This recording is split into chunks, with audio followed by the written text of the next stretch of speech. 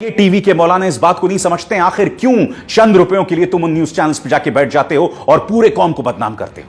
मैं ये भी पूछना चाहता हूं कि ऐसे शोज में आखिर कुछ लोग, कुछ मुसलमान धर्म गुरु बनकर आखिर क्यों पहुंच जाते हैं। आप जानते हैं ट्विटर पर एक ट्रेंड जो है इस वक्त चल रहा है, रेंटल मुल्ला, यानी कि 5-5 हजार में कुछ मौलाना धर्म गुरु का भेष धरकर इन चैनल्स में बैठ जाते हैं। मैं रेंटल मुल्ला तो नहीं कहूंगा, मगर मैं इन्हें टीवी मौलाना कहूंगा।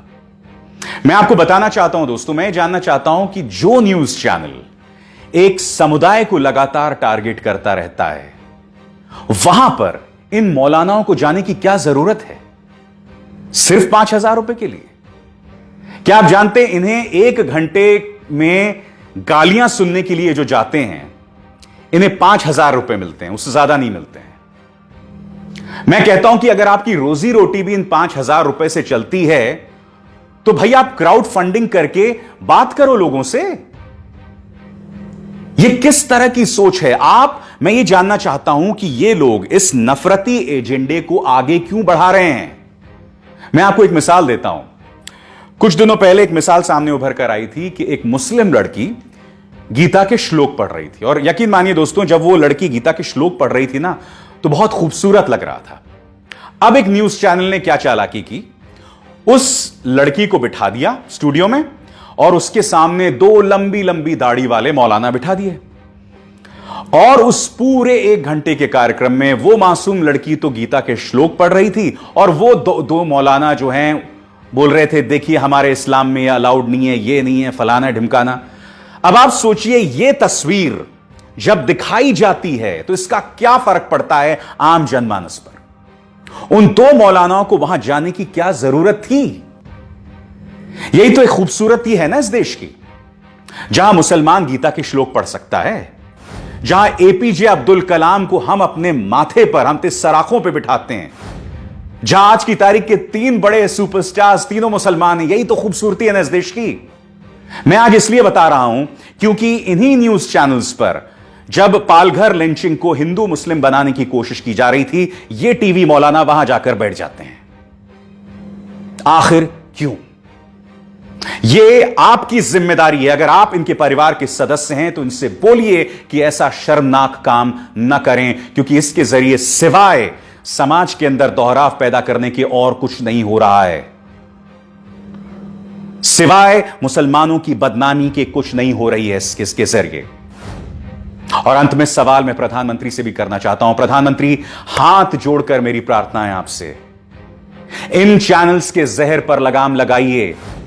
मैं जानता हूं कि योगी आदित्यनाथ की उत्तर प्रदेश पुलिस ने कई न्यूज चैनल्स के जहर का पर्दाफाश किया है, मगर इनके खिलाफ एफआईआर दर्ज की जाए इस जहर को फैलाने के लिए। हाथ जोड़कर मेरी प्रार्थना है, क्योंकि आप जानते हैं इस सब का असर अंतर्राष्ट्रीय तौर पर पड़ रहा है। आप क्या चाहते हैं? आप क्या चाहते हैं कि गल्फ में जो लाखों भारतीय काम करते हैं, क्या वो वापस भारत आ जाएं? क्या आप जानते हैं कि ओमान की तरफ से, कतर की तरफ से, सऊदी अरब की तरफ से, यूनाइटेड अरब एमिरेट्स की तरफ से, सभी तरफ से कठोर तेवर अपनाए जा रहे हैं वहां के हुक्मरानों द्वारा। क्यों? क्योंकि वहां पर जो भक्त बसे हुए हैं ना, यानी कि बीजेपी के जो कट्टर समर्थक हैं, वो वहां बैठे बैठे मुस्लिम विरोधी बयान देते हैं, जहरीले बयान देते हैं, और अब उन पर कार्रवाई की जा रही है। मैं आपसे हाथ जोड़कर प्रार्थना करता हूं प्रधानमंत्री, मैं जानता हूं कि आपको ही नहीं, संयुक्त अरब अमीरात में हमारे जो एम्बेसडर हैं, जो हमारे ओमान में एम्बेसडर हैं, सबको बयान देना पड़ा।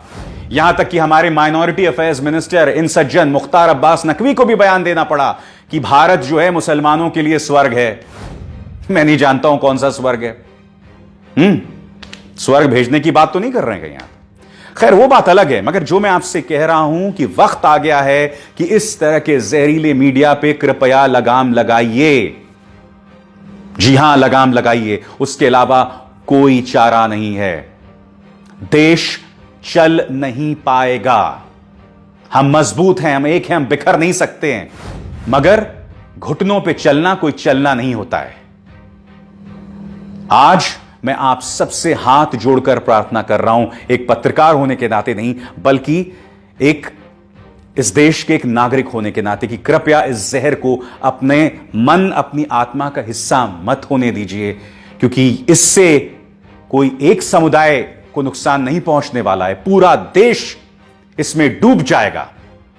भारतीय जनता पार्टी के ये नफरती नेता बाज आए, जिन न्यूज चैनल्स का मैं जिक्र कर रहा हूं ये लोग बाज आए, क्योंकि जिन न्यूज चैनल्स पर ये एंकर्स काम करते हैं, तुम्हारे भी बच्चे हैं, तुम्हारे भी बच्चे स्कूल जाते हैं। आप क्या चाहते हैं?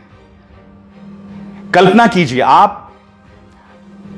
आप लाइन लगाए एक सुपर स्टोर के बाहर खड़े हैं, आप अपनी रोजी रोटी के लिए गए हैं, आप चावल अनाज वगैरह लेने गए हैं, आप लोग सब खड़े हैं, और अचानक ऐसे ही जहरीले प्रोपेगेंडा के चलते वहां पर दंगे छिड़ जाएं। बताइए, इसका जिम्मेदार कौन होगा?